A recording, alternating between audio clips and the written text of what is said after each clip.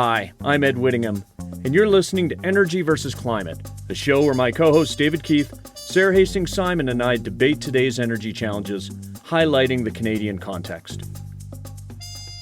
If this is your first time joining us, Energy versus Climate is a live webinar and podcast that drops every other week. Visit energyversusclimate.com to register for updates and get exclusive access to join our live webinars, ask us questions, and engage with us directly. On today's show, carbon offsets. Some love them, some hate them, but regardless, they form an integral part of carbon pricing systems around the world, including here in Canada. An offset in principle is paying someone else, say a company or a country, to reduce emissions that you yourself cannot or simply will not reduce. What is the role of offsets in helping the world to avoid dangerous climate change? What's additionality when it comes to offsets? And is it fundamental or merely an afterthought? How are offset markets regulated to ensure integrity? And should you bother to click that yes button to offset your flight emissions? Sara, David, and I recorded this show with a live audience at the Energy Transition Center in downtown Calgary. Thanks to Avatar Innovations for graciously hosting us, and without further ado, here's the show.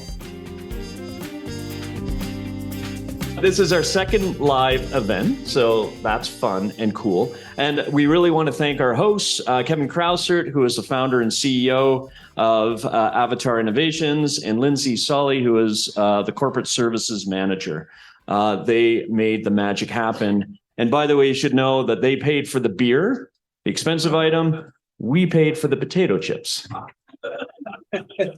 And I'll leave it to you to discern who's got the bigger budget. All right, Lindsay, roll the video. Oh my God, seriously? Honey, honey, this isn't what it looks like. Oh, okay, really? Because it looks like you're destroying our marriage. Oh, I would never cheat on you. Bullshit, Jeff. No, really. That's why I bought an infidelity offset. The what? You see, Gus has been cheating on his wife for years. Who the hell is Gus? And I paid him not to cheat on his wife for a whole month. So on the whole, the world is a little less cheaty. What the f***?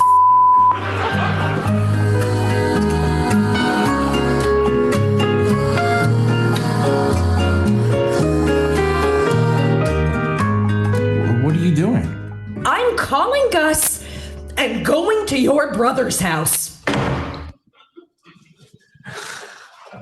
All right. Sara, your quick, rapid response to that video. There we go. Oh, wow. Music. Don't know what to make of that. Yeah, I mean, I think it does a good job of really honing in on some of the challenges with offsets. Certainly also, of course, very different, maybe the world of carbon and the world of infidelity. So I don't think it's a perfect one-for-one explanation, but I think it does a good job of getting to some of the challenges we'll talk about. Great. For Cullen commentary, Dr. David Keith, your take. I mean, if all that mattered about infidelity was the average amount in the world, then this system would work fine. And for carbon, it would work. The problem is this sort of ick factor on the one hand, and the other hand, the ways it doesn't actually work for carbon. All right. So before we get into our 101 on carbon offsets, let's just quickly summarize for the audience our background in offsets. And this is a good opportunity to declare any conflicts of interest at the same time. So Sara, why don't you begin? So my sort of offset history, if you want, is that I'm the founder of Business Renewable Centre Canada, which helps connect large buyers of renewable electricity with sellers, and in that space are using these purchases to generate offsets and offset their emissions. Great. David? I never had anything directly to do with offsets, but Carbon Engineering, this company that I founded, certainly there are versions of ways it makes money that are connected to things you might call offsets. Great. For me, in the late 2000s, I actually helped to research and write a consumer's guide to carbon offsets. It's an oldie but a goldie for the Pembina Institute. And we did work and procured and did due diligence on offsets for a major credit union and something that actually triggered an offsets developer CEO to occupy offices in protest of some of the decisions that we made. And for me, just now, full disclosure, I've got clients who generate offsets, and one client in particular who's actually participating in the development of an offsets protocol. So take it for what you will. Now let's get to the brief history of carbon offsets, Professor Hastings-Simon. When and where did they arise? Well, so I'll take you back to sort of the beginning, because I think that's really important when we think about what offsets are for and what they can and can't do. So one of the major first places that offsets came about was under the Kyoto Protocol and the so-called CDM mechanism. And this was really the idea there was that at the time, the signatories of Kyoto that were at the time the language was the developed countries, made commitments to reduce emissions, and the developing countries, again using the language of the protocol at the time, were largely not required to make any emissions reductions. It was still a time when people were thinking not yet about net zero and thinking about growth. And so the CDM was really a way for developed countries to make investments to reduce emissions in developing countries. It was really intended, and I think if you go back, there was a discussion around this idea that it was not just about emissions reduction, but really supposed to serve as a mechanism for sustainable development and investment in these countries as well, too. And so the idea being it was a world that wasn't really looking at net zero, and it was very much a world that was trying to accomplish a few different things through through these mechanisms. Okay. Turning to you, David, can you explain the principle behind an offset? Maybe, but just to build on that, just say the sort of positive background to the CDM process is the insight that it really does cost less dollars a ton to squeeze emissions down in a developing country than a rich country. And so if all the atmosphere cares about is total carbon, it is economically rational to have more of that carbon reductions happen in poor countries. And the Kyoto Protocol just bound the rich countries. So the idea was, well, we can't politically have a protocol that quite binds everybody, so we can have this offset program that gets closer to economic efficiency. And that, I mean, you just say it that way, that's a correct and sensible rationale. And I think you've just explained it, which is essentially paying some other entity to reduce emissions that you won't or you can't reduce yourself. But to explain what it is, I would actually step back and explain kind of how we started with the idea of price for emissions. I'd start with something simpler, which is to think about what tradable permits are, because in some ways they're the original idea out of which offsets sprung, and tradable permits can really work very efficiently.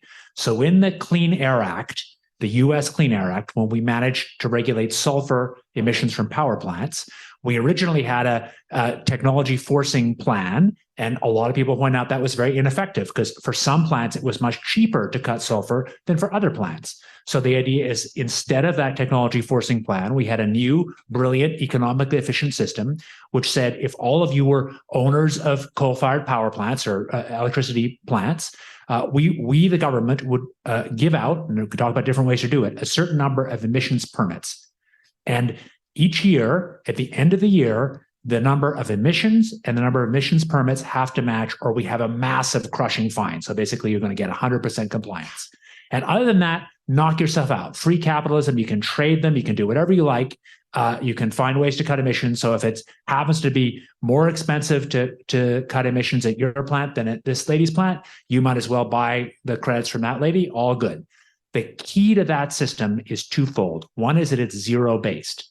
This isn't based on anything but your total emissions. So your total emissions with zero baseline have to match your permits at the end of the year, or we lock you up.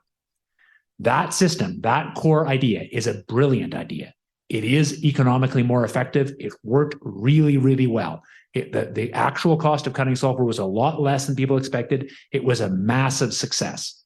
And it sounds a bit like offsets, but for reasons we'll get into, it is completely different from offsets. Because in that program, all one has to know is what your actual emissions are, which in that case was really easy to know. And then you have to have the compliance regime, and that's it. And other than that, you can have kind of effective capitalism with very little in the way of constraints.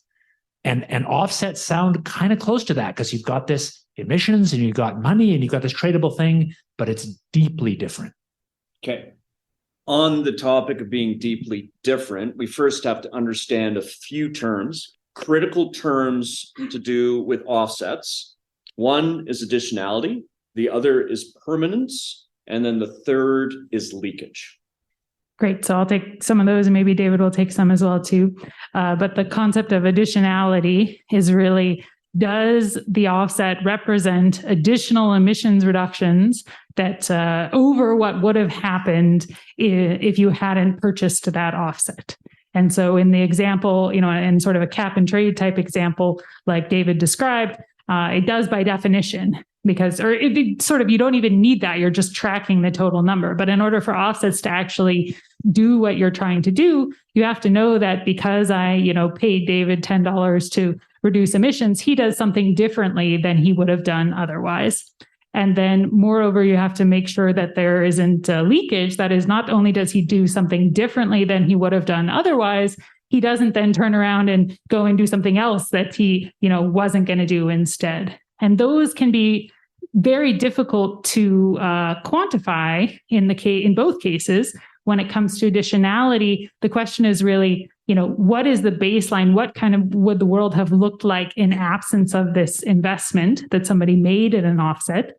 And one of the challenging things about that is that even that is not a static question, because you may have something that is not, a common business practice that you can really credibly say, well, yeah, this is something that people aren't doing. But as it starts to become more common and more adopted, maybe it does become more common and is sort of the standard business practice. And bringing that back to Alberta, I think under the industrial carbon pricing system and the way that cogeneration was treated in the oil sands is a really good example there. There was sort of special offsets given for the installation of cogen within some of these big facilities. And then as it started to become more general practice, those offsets were still available. And so you have to have somebody out there who's going to somehow, continue to judge what the kind of business as usual world is. And then moreover, make sure that, people don't turn around. If we talk about things like forestry offsets, if you're going to preserve a piece of forest land over here, that, first of all, were you actually going to cut it down? But if you now go and cut down a piece of forest land over here instead, well, now you've just lost any of the kind of emissions reductions that came from your offset. Maybe I'll pick this up by talking about the problem with threesomes. So I'll first deal with just a regular binary transaction. So if I'm trying to buy this half-drunk beer and Ed is trying to sell it, there's this kind of natural thing where I want the price to be low, Ed wants the price to be high, and we have, in this case, some uncertain information about how much beer is left, but we can haggle and eventually we get to a price, and there's a healthy natural equilibrium with nobody else involved because our interests are, in a sense, opposed in a nice way. A nice, clean system, and that will be true for a half-filled beer, but it'll also be true for a sulfur permit in that earlier system where, if I'm buying, I want the price low. And if Ed's selling, he wants the price high, and we can close a deal. So now let me talk to you about an offset system. So now Sarah's the regulator, and what we're buying is a reduction in drinking. So I'm going to pay Ed some money so he drinks less. And I'm going to get an offset for that. So Ed's going to say, I was going to drink 7 beers tonight. And I'm going to say, Ed, I will pay you some dollars. I'll pay you $4. So you only drink 3 beers tonight. And we'll call it good. And then under this beer regulation system, this is the key thing. There's an enforcer. There's a third party. It's a threesome. Under Sarah's enforcement, we'll say, okay, then I bought for $3. I bought 3 negative beer offsets from Ed. And the beer offset regulator is going to enforce all this. There's a deep difference between that and the normal economic transaction. The difference is only Ed really knows how many beers he was going to drink. That's an unobservable. It's a counterfactual because this trade is on the difference between how many beers Ed actually drank and how many beers he was going to drink. And that latter thing is something where Ed has more knowledge than anybody else. Now, if you think about our transaction, both me and Ed, what I want is cheap beer offsets, right? So both me and Ed have an incentive to make that baseline, that unobservable number high. Like maybe Ed was actually going to drink 50 beers tonight. Heck, he really was. Like yesterday, he drank 50 beers. We both have an incentive to spin Sarah. We both have an incentive to make that number. Like we could tell Sarah, last night I went to Ed's house and I saw 50 beer cans. Like, so it's real. That was the baseline. So we should actually get, 48 beer credits because Ed's only going to drink 2.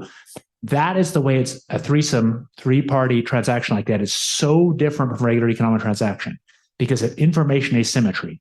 Sara, the regulator, has got 100 different people she's trying to regulate. She has very little knowledge of the truth about what Ed was going to drink. And both of us actually have a huge incentive to game the system.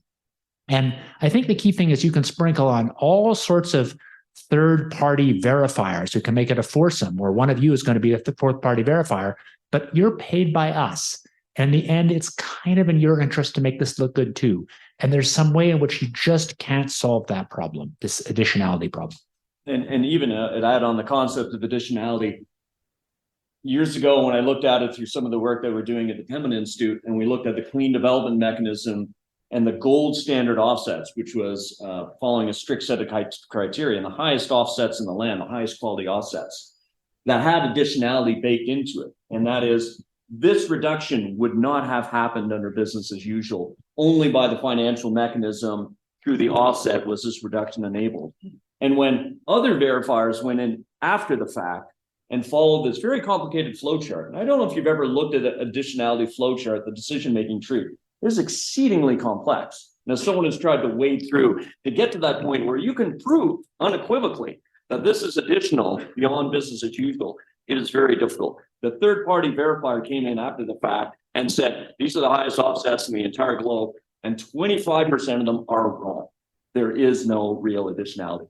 But let's talk about the REDD+ system and reducing emissions from deforestation and forest degradation, and apply that concept of additionality, about leakage, and about permanence. And this is what, again, we alluded to in our invitation, because this is the mechanism through which many rich developed countries pay developing countries for offsets. And to your point, David, around the beer drinking, where a developing nation can declare a forest at risk, and then monetize that as an offset. And it actually creates a disincentive to properly protecting forests. But I'm leading, it's a leading question, but could one of you comment on that? Well, I'm going to say the very general thing, maybe then over to Sara, which is, I think it's important to say there are 2 different categories of problems involving, well, many different, but one category is this problem I was jokingly called a threesome, which is really the problem about trading on an unobservable hypothetical that is like deep in an offset, because an offset is fundamentally based on this difference between what did happen and what would have happened. So that's a problem with any kind of offset, sort of bake into that idea. Then separately, we have the problem of whether you should ever count a fossil ton of carbon emitted against a biological ton sequestered. And that's a problem that's true even if it's not an offset. So it could be a country-based national accounts that isn't an offset. It's in principle, you can absolutely know with a satellite in principle what the flow of carbon is into the biosphere. But even if you do know that, a ton into the biosphere is just not the same as a ton emitted for reasons of permanence and future climate change. Yeah, I mean, there was a lot of work done at the time on developing also the tracking tools, right? Because that was a big challenge with these kinds of forestry offsets in sometimes very remote places, was how you were actually going to, not even this question of, what the counterfactual is, but can you actually just keep track of, what's being cut down and things like that. And so a lot of work was done. And, arguably we have tools nowadays in terms of, organizations like Planet and others that have really Earth monitoring tools at a level of granularity that, I think we didn't even dream of back in that day. And so some of those pieces of the challenge have gotten either, tools were developed to, or processes were developed to address them, or tools that exist can help to solve that problem, but they don't solve that underlying challenge of, what is that counterfactual and that incentive that both parties have to inflate that. That said, coming back, I think, to the underlying, driver and the desire on the CDM to have investment flowing from developed countries to developing countries, if you focus more on that piece of the goal of that offset program, then the question of additionality is not quite as important. I mean, you're still obviously missing out on it on the offset side. But of course, if you have the money flowing, then money is flowing from, the developed country to the developing country. So you can achieve some of those goals, even if you're, can never kind of solve this underlying offset challenge. And I think that, I've heard commentary also even within, say, North America, that there is a desire by some to continue to use these bio-based offsets, even if they're maybe not the greatest offsets when it comes to a carbon perspective, because maybe you do actually still get, some more money flowing into conservation in a way, that may also still be good, but it may not be solving your carbon problem. And so again, the question is what you're actually trying to achieve there is quite important.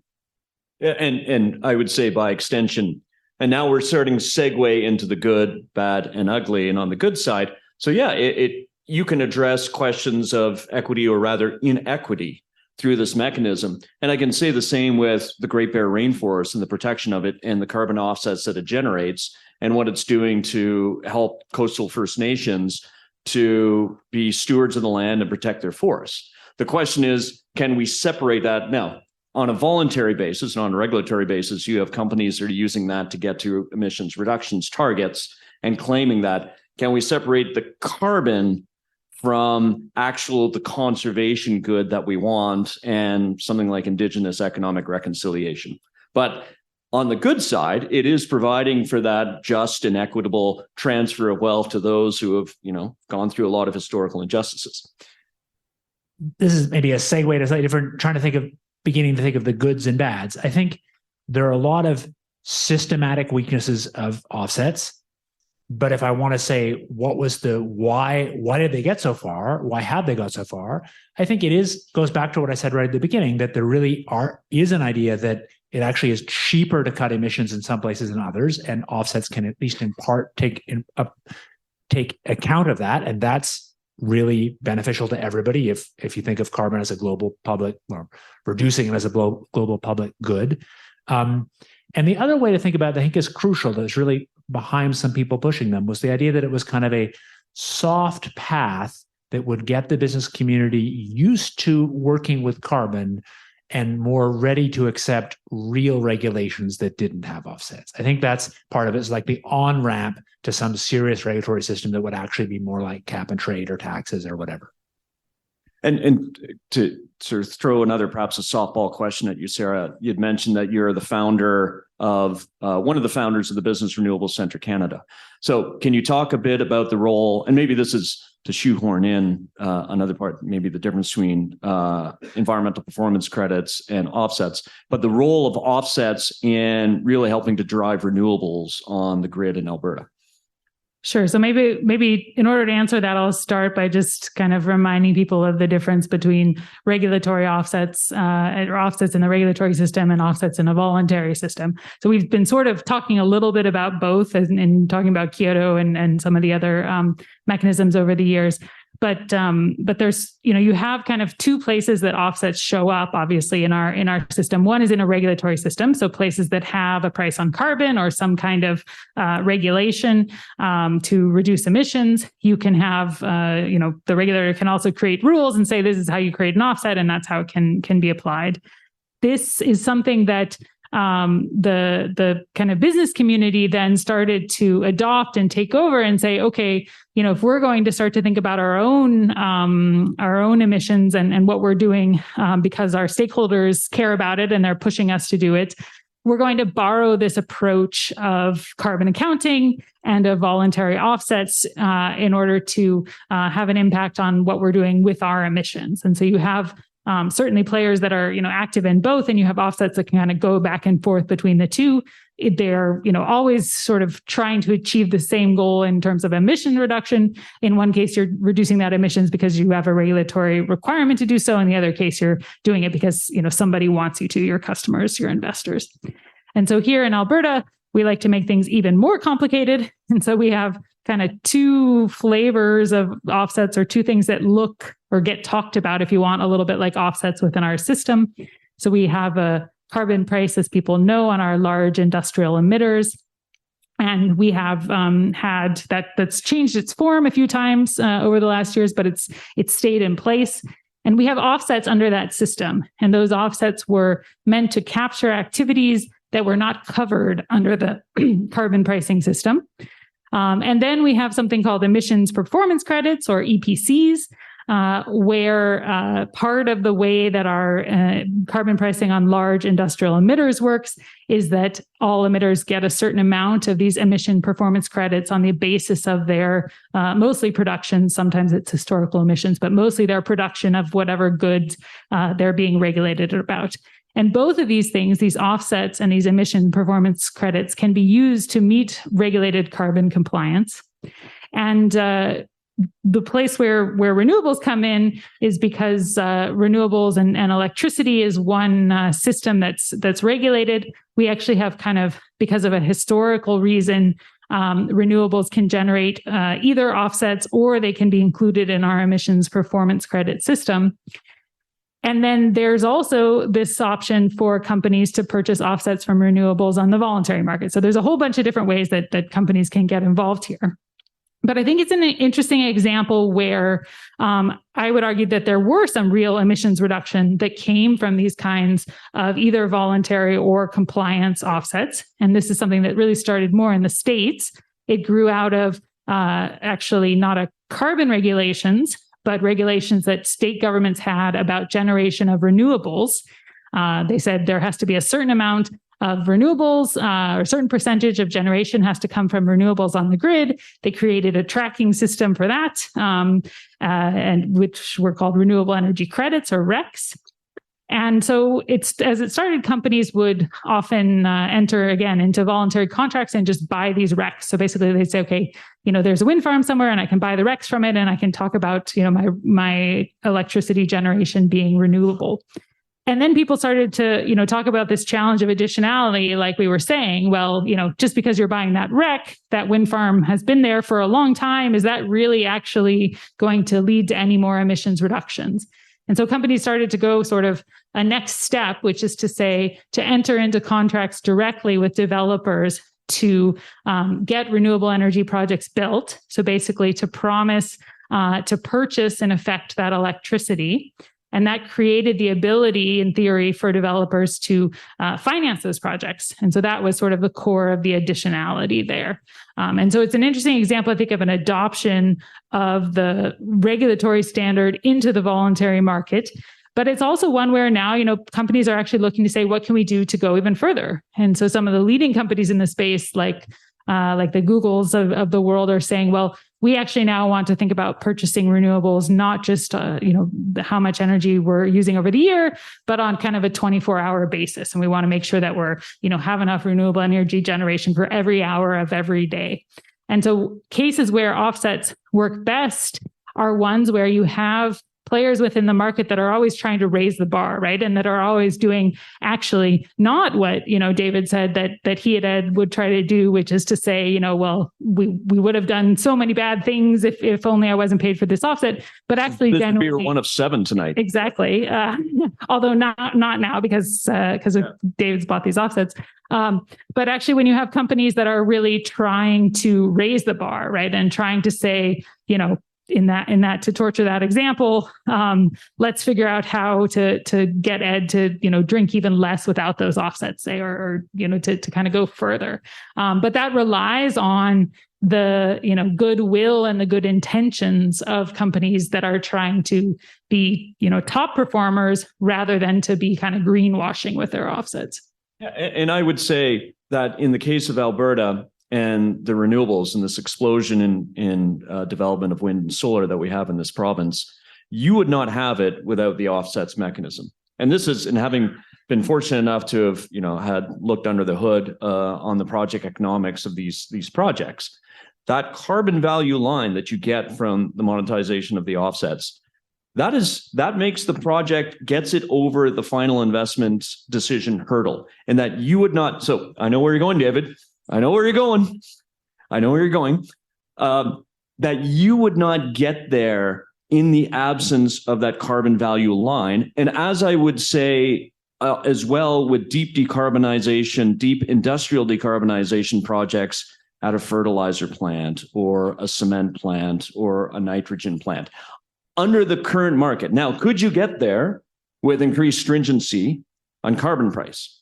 For sure. Could you get there if you had government willing to take all the offtake, say, from a fertilizer plant and willing to pay 40% or 100% or 200% more than the market price of the fertilizer because you put in capture and you've been able to knock the emissions down 80 to 90%? Yes. So there are other mechanisms for getting there. But to be clear, the way the market is functioning right now, that offset is getting the project over the final investment decision hurdle. And therefore, it is, I think, a good example of additionality. I think this is great because it gets into kind of the offset of offsets in the kind of trade-off about political viability and regulatory policy. So what Ed is saying is that, and I think it's completely true, that there's a bunch of projects that wouldn't have happened, that are worthy projects that wouldn't have happened but for the offset line. I agree. But that's not the same as saying those projects wouldn't have happened without offsets, because there are lots of other regulatory mechanisms that can achieve that. Regulatory mechanisms we've used for lots of other things that we have good reasons, both experience and economic theory, to say would be better. So I guess to kind of get a little bit more to people's views, I really do think offsets are pretty much a bad idea. And I think we could easily achieve goals that we have in the real world without them, because we have in lots of other sectors of society where we have hard regulatory problems. And so both things can be true. It can be true that at present, good worthy project A doesn't close without that flow, but there's lots of other ways that flow could have happened that are not weird things invented by academics, but things that are used elsewhere in our society. Let's then use that as a segue to start to talk about the bad and the ugly around offsets. And then we should probably conclude before we turn to the audience of what we would fix, even if it might be just getting rid of them entirely. Sara, what concerns you about offsets in their current incarnation? And if you need to divide between voluntary market and regulatory market? Well, a lot, I guess, is what I would say. I mean, I think there is clear that there are a lot of offsets out there in the voluntary market that really aren't, worth the paper they're printed on or the disk space they're stored in terms of what we're talking about when it comes to additionality. And I think one of the challenges there is that when you do have, if you have that, and I think there's been, recently some good reporting from Bloomberg and others that shows that there are a lot of, high profile sort of credible companies that are using offsets that really are, they shouldn't be using. And so if you have a voluntary system where there is all this very low quality offsets, I think it's very hard to imagine a lot of emissions reductions driven in them, because basically, it's very confusing then for a lot of stakeholders to understand what is it that companies are actually doing, and is it actually worthwhile at all, and is it actually worthwhile to buy these offsets to offset your flight and so forth. I think the other challenge with it is that, and it's getting a little bit at what David is saying, is that it becomes tempting to use that as a mechanism to reach our goals instead of others. And actually I think that's one of the things that concerns me most about the use of offsets, is where it can be, effective, I think, as a lobbying tool to push back against actually having regulations that would drive that kind of behavior otherwise. And then the maybe last comment that I'll make there is that as we move towards a world that is, targeting net zero, then, that means a world that we need to be basically doing all of the emissions reductions that we can, everywhere, at least certainly within, hopefully my lifetime. And so the idea that you reduce emissions somewhere instead of somewhere else becomes less of a solution if you really need to be reducing emissions everywhere. Mm-hmm. And so one of the usefulness, part of the usefulness of offsets, if you treat it as a mid-station, is that, yes, you might be feeding into a system. So you've got an agricultural offset and, the much maligned sort of no-till offset. And methodologies that have holes in them as wide, as big as you can drive a Mack truck through them. But at very least, you can say, if you can measure that and you can feed into a system and generate revenue, then if you're measurable, you should be covered by a system and then brought into the system and have your emissions regulated. Just to be clear, the thing that you drive through is a disker if you're trying to deal with no-till not a Mack truck. I stand corrected. Yes. Yeah. So maybe it's part of the temporary, like we should just always think of offsets and we forget that. No one, I think, started out in the world saying that we're going to solve climate through voluntary offsets. And that really, I think we should change our mentality and think that it should be this temporary mid-station in the way that, like, where the federal government is going with this clean electricity regulation is that, ultimately, when you hit a net zero grid by 2035, there should be no offsets coming from within the electricity sector. None. It should get to zero. And developers will have to actually plan that and forecast for that and tell their financiers that this is what's going to happen, that there will be zero carbon value for post 2035, and that the only offsets, if it's a non-zero number, that ultimate grid intensity number, would come from, say, non-biological carbon removal. I think maybe just reflecting back to the video, I want to say that the problem with offsets, in my view, isn't the kind of ethical problem implied in the video. That is, that in the video, obviously, presumably, we all agree that infidelity offsets are ridiculous because this fidelity is all about some individual moral relationship between two people. So, but carbon, what really matters is global emissions, and it makes absolutely no difference where the carbon comes from. So, I think the idea that there should be kind of carbon trading, that it really doesn't matter where the carbon emissions happen, that idea is absolutely correct and really important to figuring out how to do low-cost emissions reductions. So there's a certain kind of moralistic anger about offsets that you got in that video that said that people just shouldn't be allowed to admit and pay to offset it. I have no problem with that. If it was really true that people were admitting and were separately removing that CO2 in a way that was absolutely hard, fine. What I care about is the effective emissions to the atmosphere at cost-effective prices. So the problem isn't that kind of moralistic problem. The problem are all these ways that offsets are this kind of complicated transaction that fuzz things up, that make it hard to do economic policy. And I want to end by saying, I think a key thing to think about is the asymmetry between the level of information and just straight people power between regulators and regulated. So regulators are always going to be, not very many of them, sitting in government offices, not making super high salaries. Lots of them are super hardworking and really smart people, but there's a limit. And the regulated can always hire another PhD to do an awesome job going around it. So the problem is some regulations are kind of naturally easy to enforce because there isn't much information asymmetry and you can do it hard. Other regulations are just sort of infinitely gameable because you can keep adding more PhDs on the side of the regulated who will keep producing things that are just within the letter of the law, but bending and twisting it. And I think the problem is we don't want to build systems that are amenable to that. And that's a public choice. A shout out to Bloomberg's Zero podcast. And sorry, I'm forgetting the name of the person that was interviewed. And he had this great analogy. He said, anytime that there's a COP meeting, we've just gone through COP 27 and you were there, that for all the regulators who are standing on the inside, you can come find him in the mix and mingle part of the evening and get him to tell his stories. But for all the folks that are there negotiating, countries' international climate reduction obligations, that there's a whole phalanx of lobbyists on the outside who are looking and listening, like, how can we game what they're doing? Yeah. And they're incentivized to actually do that. And this is the problem that, and to your the analogy, the three-person relationship, is that when you have those three parties in, then you can always have that, and you've got an incentivized party to game the system. Then what happens? You game the system. And I think that, part of that then actually to me argues that there could potentially be more of a place for offsets in the voluntary market, right? Because you can, I think in the regulatory space, it is going to be hard. And if you're talking about, using regulatory power to force people to do things, and they're going to try, there's an incentive to try to find ways around them.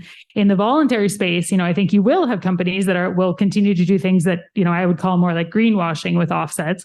But I think that there are still real credible ways to, for companies to make investments in projects, both, obviously within their own operations, but also in other places that actually do lead to emissions reductions.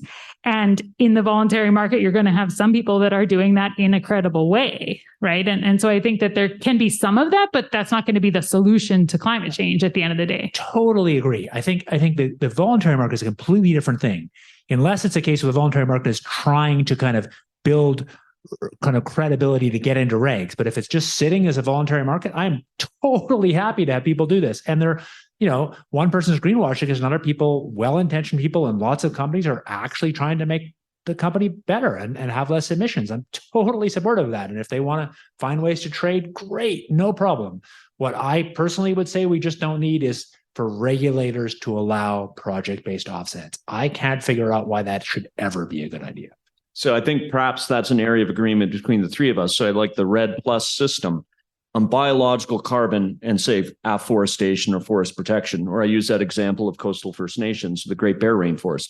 You want to do that on a voluntary basis, great, as long as you're not a regulated entity. It becomes tricky when you're a regulated entity and you're using that to reach your compliance target. But in terms of the net benefit to protecting land, to protecting wetlands, all these things that we should be doing, fundamentally protecting nature and finding a financial mechanism for it, like we're doing just with land offsets, have at it, as far as I'm concerned. But don't, as a regulated entity, use that toward your compliance obligation. So, looking at the time, maybe 30 seconds each, if I may, on what would you do? How can we fix offsets, or should we? Or I think we're sort of there, but or just throw it out. But David, you first. I would throw it out. I as a regular, I would say project based. That is where a project is generating some offset for the difference between what it did do and what it would have done. I can't see any good reason to have those in any regulatory system. And I feel like we've regulated lots of complicated things in the world with complicated public benefits and hard political fights. And we've done it without those. And there's no obvious thing they do that we need. Yeah, I think I agree. I think it's about then pulling those systems into the regulated market, right? So if you say, well, there's something that's not going to happen if we don't allow offsets because it's not covered, then, as you're saying, Ed, the clear answer is you cover it, right? And you allow it to be discovered. Maybe there's some, grace period, but you bring that into the market. Yeah. So I would say, again, treat it as a mid-station to being regulated.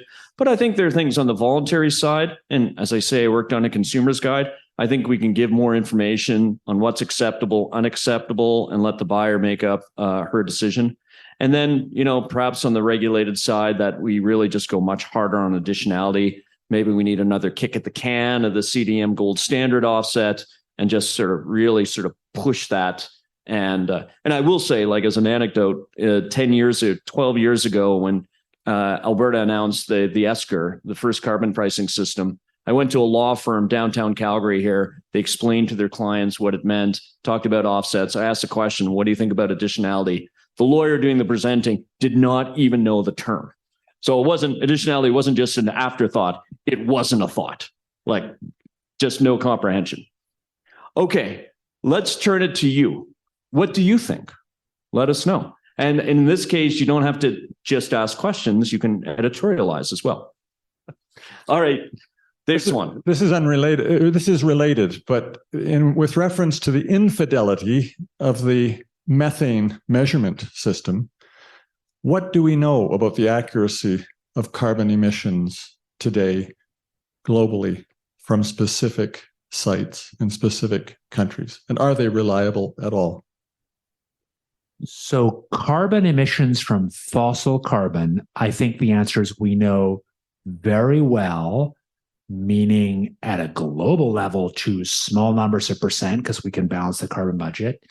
And at country levels to that kind of number too, because so much of the carbon is an element and most of it's fossil and those are traded goods. And the traded goods already, we know the numbers. So I think that stuff we know very well. Methane, we know global emissions well, but not sources well enough. I think some of this is going to change pretty quickly. So methane sat, thanks to my colleague Steve Woofsey at Harvard and Environmental Defense, is going to fly very soon. And there's some other related satellites that will really do much better job on methane plumes from industrial activities, including oil and gas.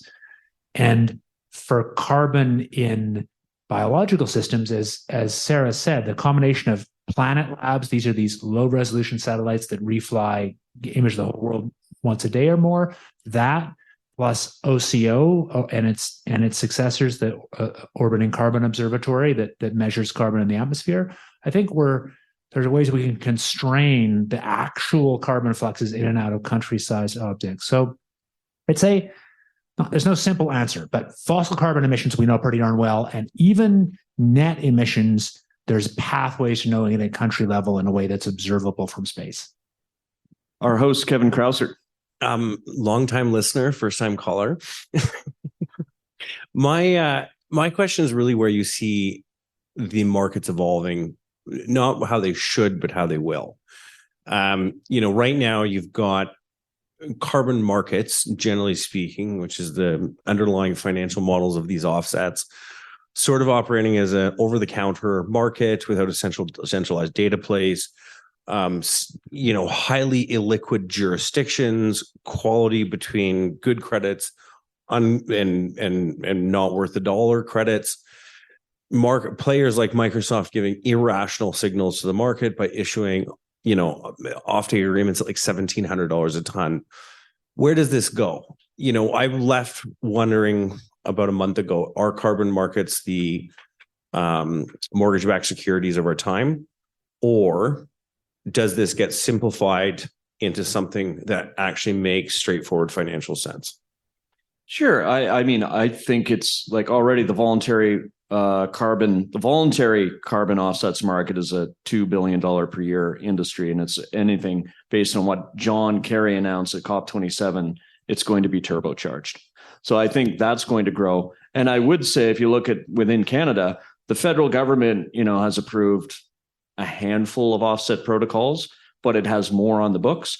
To its credit, it's been very stingy in handing out those protocols, its own protocols. And anytime a province has, said, hey, here's a protocol for you to look at, it said, well, no, it sends it back. So it's been pretty stingy. But then, of course, it recognizes regimes like TIER that's got a whole drop-down list of protocols.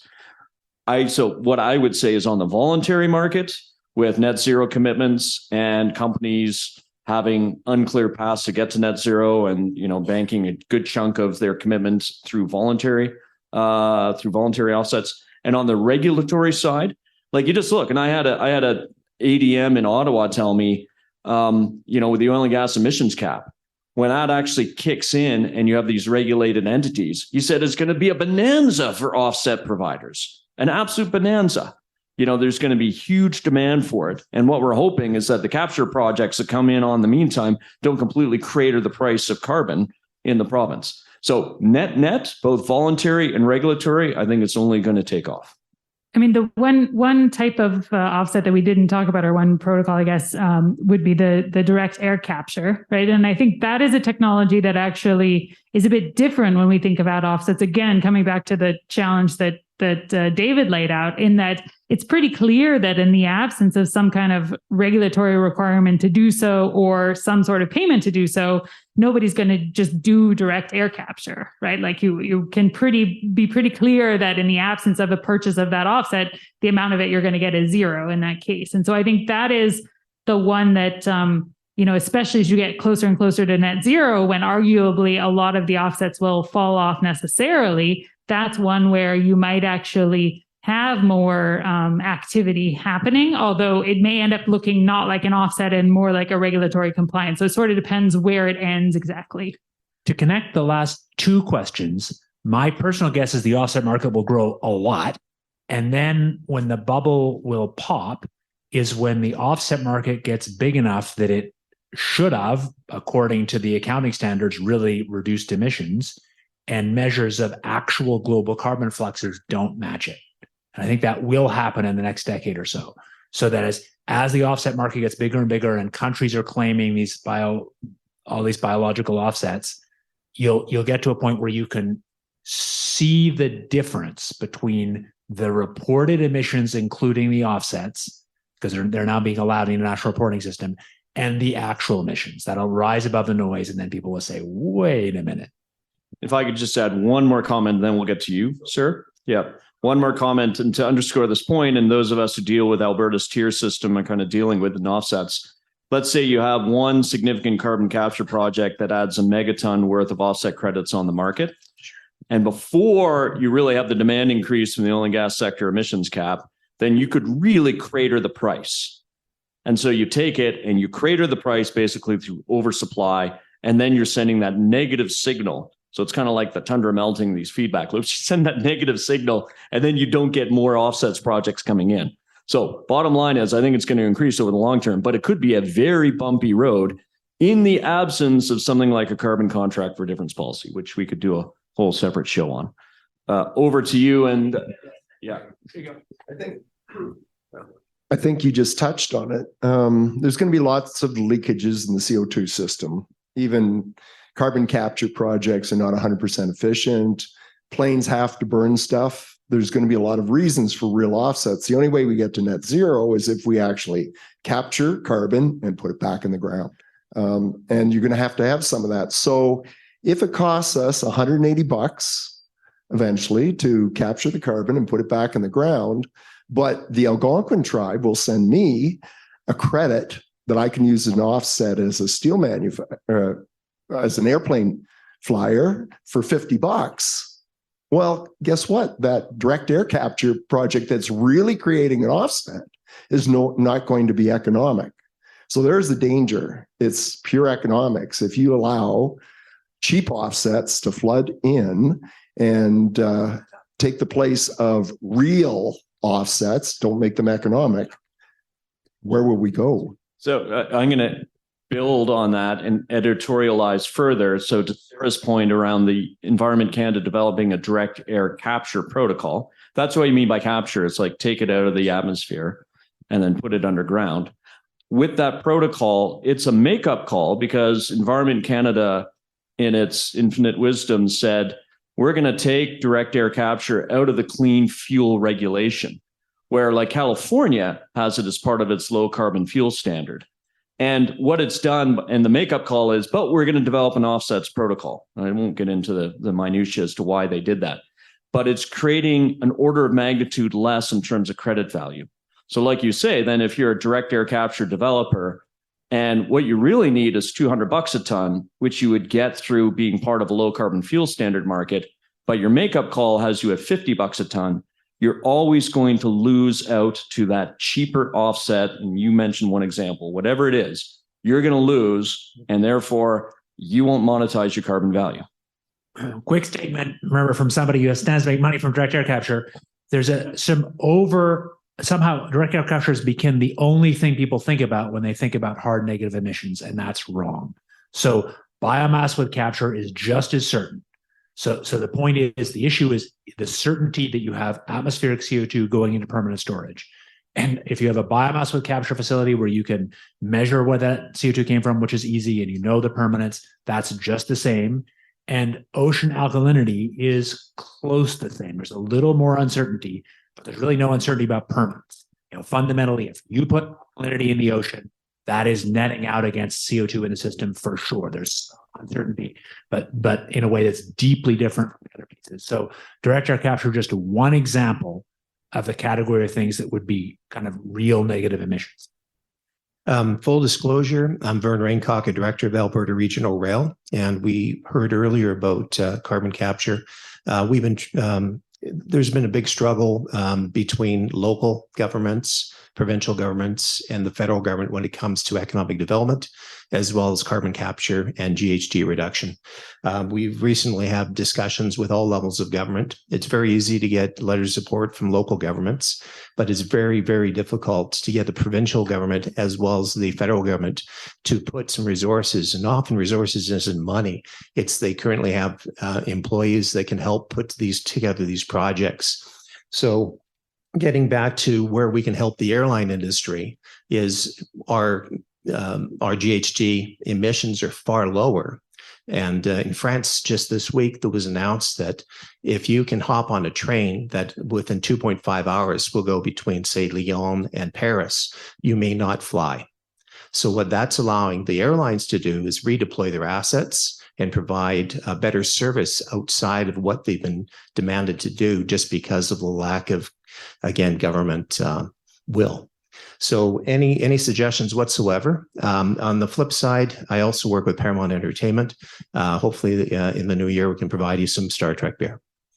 Well, and we're open to syndication through Paramount Entertainment. So yeah, we will be seeking you out in the break. It's interesting, your question. I see the provincial government, and you've looked in Minister Dreeshen's mandate letter, it is specifically to look at the option of a rail connection between Calgary and Banff and using hydrogen rolling stock. And Sarah's colleague and David's old colleague at the University of Calgary, David Lazell, I've been privy to some of the modeling that he's done, and you can massively knock down the per passenger carbon footprint if you move people out of individual passenger vehicles into rail, and especially powered by hydrogen rolling stock. And the hydrogen, I won't get into the colors of the hydrogen, but you can be producing a lot of hydrogen coming out of the industrial heartland and then shipping it down to some distribution site close to the Calgary airport. So I would say the provincial government, as of the last 2 weeks, is very bullish on using rail, being in the mandate letter. Now, the big proviso, I'd say to David Lazell's analysis, is you don't want to be running empty trains. But the good thing is the induced demand through rail, through mobility compared to buses is an order of magnitude higher. Like, people just prefer nice trains with dome roofs and Wi-Fi and bar service than jumping on a bus. It's simply a better experience. So your induced demand, bang, your premium is about 30% over a bus option. So I'm cautiously optimistic that at least one level of government, and I'd say two, because the Canada Infrastructure Bank has publicly committed to being half in for a Calgary Airport to Banff rail line. So I'd say actually you've got two levels of government who are bullish on it. But let's talk about Paramount. So I think the France example, though, is interesting. I mean, to tie it back to the question of offsets and carbon markets, the fact that the government there decided to, just ban flights and say you must take the train is a really good example of, the point that David, I think, brought up earlier, which is like sometimes we just have to use other tools in the toolbox, right? And so I think there is a risk of an over-reliance on carbon pricing and then offsets as the tool to get these things done, as opposed to saying, well, we're just going to decide that, we can't be flying, planes around in these short distances if trains are available instead. So I think that's, there's sort of the right tool for the job when it comes to carbon markets and offsets. And I think that's a good example of one that isn't. I'd like to see a train, if we're asking for trains, can we have one between Calgary and Edmonton, please, too, as well? It would be nice to add mix. But I guess I'm a little less bullish than Ed on the importance of hydrogen there, at least on some of these, especially if we're talking about just a few rail lines where electrification might be much more possible. So, keeping it as simple as possible to get these things built, I think, is also important. Okay, we have EBC's all-time number one questioner, Robert Tremblay, in the front row. We really should put you in the VIP section with drink service. I had the opportunity initially, but I want to take it back to direct air capture. So as Sara and kind of a few other people have said, there's different levels of offset based on kind of some of the metrics we've laid out. So permanence, additionality. So with direct air capture, we can be pretty sure that it's additional. Why would you run it if you weren't getting paid to run it?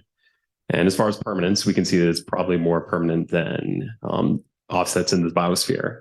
So, and in Alberta, we've got really good geology for carbon capture. So I guess my question is, I think we can have this discussion and we can differentiate on these metrics, but they're not reflected in the carbon capture in the carbon offset markets. So as he was saying, if he has to compete with $50 per ton biological carbon capture, direct air capture it's not competitive. So I guess the question is, how do we differentiate? Like, is it branding? Is it a separate market for direct air capture? Is it corporate ambition, like we're seeing from Stripe and Microsoft? Is it, government offtakes, like kind of Ed was sort of alluding to with fertilizer? How do we get this started? All acknowledging that it's more legitimate on our metrics. Well, how we get it started is kind of easy. That's the Inflation Reduction Act. I mean, it's just gigantic. And that is the hugely dominant thing. But I think, so yes, it's true that direct air capture and those other things that are putting CO2 into permanent storage from the atmosphere. Those things really count as negative emissions. But you don't need to jump from there to the idea that you need to make them a project-based offset. You can have those things easily enter in an economically efficient way that aren't project-based offsets. You just have, one answer is you have a carbon price where they get the negative price. That's easy. That's not an offset because it doesn't depend on any project-based additionality or project-based counterfactual. So I think there's good ways to do that where they count as negative emissions that are not project-based offsets. I'll say within the voluntary market, I think there's some good examples from what, how that evolved on the renewable energy side, again, where being able to kind of differentiate between better renewable energy purchasing and less good, is a combination of obviously some certification protocols and things like that. Also really companies working together, right? And that's both buyers kind of coming together and actually agreeing to hold each other to some kind of higher standards. And then also, having places that they can work directly with the sellers as well too, I think is also quite important. And you're, again, with that recognition that you're never going to solve it all through the voluntary market. But I do think that if you have corporations that want to be leaders, that can actually credibly drive some early action that can then help, bring costs down or help grow it within a regulatory space. The key is just that the regulators and the policymakers can't kind of leave it all into that voluntary space and say, well, it's taken care of. It's like, no, let them make some of these investments and make some of these decisions, but watch it closely and understand when, you can pull it back into what you're regulating. And just a quick comment for me, Robert. So absolutely, with the Canada could play a role, and we have gigatons of storage in this province. We have even more storage potential in Saskatchewan. We have in this city alone, the people with the know-how who can build billion-dollar infrastructure. And we actually have the financiers who know how to finance billion-dollar infrastructure. But to David's point about IRA, the Inflation Reduction Act, we don't have the supportive policy and regulatory environment yet. So if you want to see direct air capture or other non-biological permanent carbon removal projects happening in Canada, you need to push for that more supportive policy and regulatory environment, or else we will be left in the dust by jurisdictions like the US. Going to keep saying it. Don't say non-biological because BECCS counts. I think the issue is about permanence of storage. But I many of you know that I founded Carbon Engineering, but I also wrote some of the very first BECCS papers. I think that's a completely serious pathway and one that might be relevant in Canada. I'll take that back, and absolutely BECCS. Yeah, BECCS qualifies. Trees, it's not permanent. You, sir. Hi, Jim Sterling. I want to make an observation about the energy versus climate ecosystem. I observe that it typically takes a policymaker between 10 and 20 years to get a policy accepted. It then takes a regulator in response to about 5 to 10 years to get a regulation established. And the technology developers, the engineers say, can quite quickly come up with ideas and solutions in about a 1 to 5 year timeframe. And I often observe that timeframe is hampered by a lack of money. For some reason, the policy and regulatory processes still do not allow the financiers the confidence to invest in the technology, leaving people like me struggling to get the things done that I know can be done. And is that where offsets come in? And are there better ways of incenting investment? So yes and no. So offsets can come in, but here's the problem that we face in Canada right now and relative to the United States. So let's take carbon capture or even direct air capture, where in the United States, you have an operating support called the 45Q, which pays you on a per ton sequestered basis, or they also have a utilization basis as well. But it will pay you on a per ton basis. It's been around for 10, 12 years. It was strengthened under the Trump administration. It was strengthened under IRA. And it is now turbocharging the development in the US, and it's got bipartisan support. So that's the US example. In Canada, we've got carbon pricing, which is the number one mechanism, sort of the engine. We've got the leader of the opposition party right now that has the best chances of forming government whenever there's a next election, probably 2025, who has said that he will kill carbon pricing. And so if you're a company and you're looking at it and you're saying, gee, this only mechanism, because we produce this commodity that is tasteless, that you can't see, that has no smell, and the only way we can monetize this commodity CO2 is through, say, carbon pricing or some offsets protocol, and someone has said they're going to take away the market, then why the heck would you invest in Canada when you could make that investment given the track record in the United States? And that's the major competitive disadvantage that in Canada we face right now. And oh, by the way, as I mentioned earlier, one major carbon capture project flooding the market with a megaton worth of credits craters the price. So I'd mentioned carbon contract for difference policy. Some of us are working on that to try to shore up support.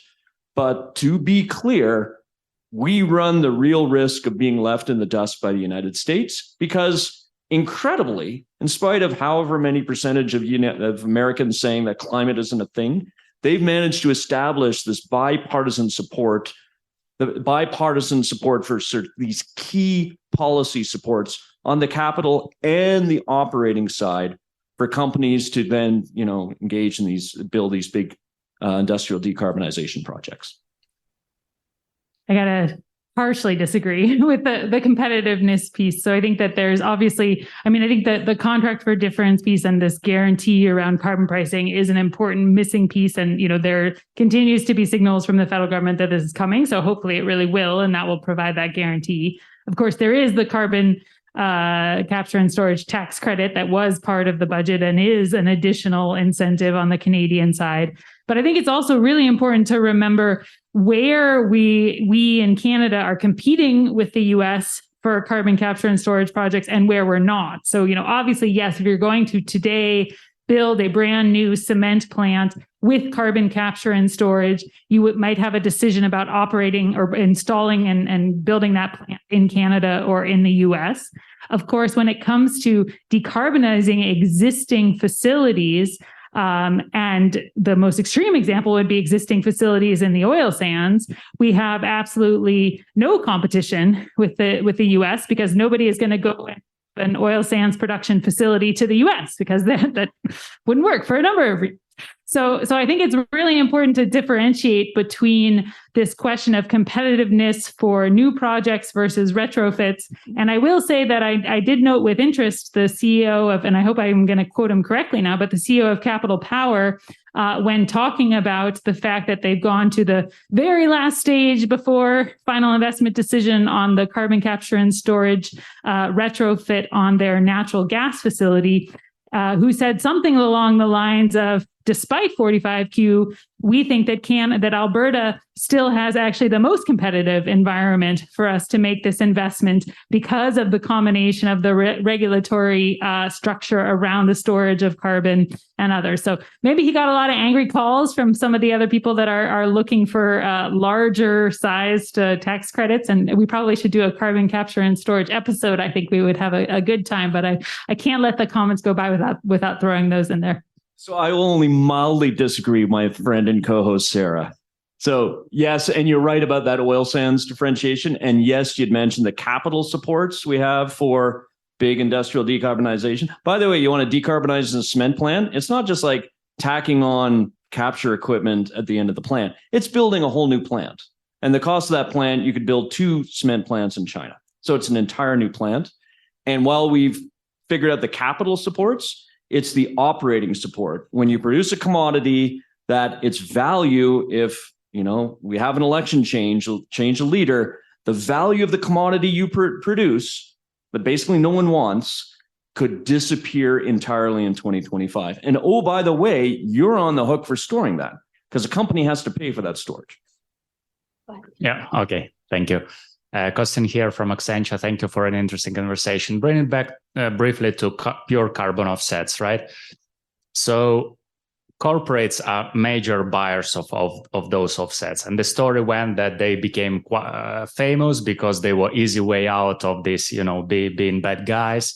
And then there was a lot of controversy. So what do you think is happening in the minds, and what will happen in the minds of corporate executives that sign off and authorize all that carbon offsets, and how that demand will impact the market, and especially linking this to SBTI goals of using carbon offset only for that last remaining 10-20% of emissions, to offset only those and not bring it up front. So how do you think that dynamic will play out and impact decision of C-suits? It's a good question. I think it's hard to make a guess there. I mean, I think actually right now there's a bit more attention being paid to the quality of offsets than there has been. And I think there is maybe these things sort of come in waves. And so I could imagine that with this additional attention now, as you're saying, the motivation for investing and purchasing offsets really had to do with stakeholder demands. And so now if stakeholders are saying, okay, you need to be doing something differently, I would imagine that corporates are going to respond to that, right? And are going to say, okay, we need to figure out how to be purchasing more credible offsets and tying those more directly to emissions reductions. So I think that could continue to evolve as there's more public attention being paid on it now. I think I would come back though to the point that it was made earlier, that I don't think any of it is ever going to be enough to drive us to the solution at the end of the day. It's going to kind of continue to hopefully make progress, and maybe a bit more now with that additional attention, but it's always going to require that regulatory system kind of behind it as well. Much simpler question for you, but maybe not easier to answer. Going price right now for a ton of carbon is about $15 from a solar farm in Alberta. Where do you see that price a year from now? I'm going to pass to Sara. I feel like I need to, qualify this with this is not investment advice. This is not investment advice. That's right. Don't go make any. Is the pressure going, up, or what's the intensity of that pressure? I mean, I think one thing that's happened in Alberta just with the change to CCIR and TIER, obviously, is that we've seen renewable energy credits kind of come into the carbon credit market. Maybe I'll weasel out of the question a little bit and say, I think there's a number of factors that will decide where that goes, right? So one is really, what is the supply of offsets in the market? And there's kind of a couple ways that governments, through their, what's going on right now, the evaluation and potential changes to TIER, can affect that, right? So they can either lower the amount of, free permits that are given, these free EPCs, and increase the demand for offsets. They can also, we might also see a stricter limit coming on the amount of offsets that are allowed in compliance. And then the third factor would be, given that Canada does have a net zero electricity market target for 2035, the amount of offsets that are generated from those solar farms will tend, downwards over time. And, we see that they're, especially with power prices like we have now, they're certainly competitive even without necessarily those offsets as well, too. So, I mean, I think if you play it all the way out to 2035, it's probably easier to answer to say that the carbon, direct carbon value there ultimately becomes zero when we reach our net zero target. Okay, we have one last question. Hello. Thank you. I just have a quick question about carbon offsets. At the beginning, you were mentioning that the issue with carbon offsets, one of the fundamental issues was that you didn't know the exact, how many emissions you would have per, for the some scenarios or some projects about, but for ERC credits, isn't there some physical limit, of the amount of emissions you would have?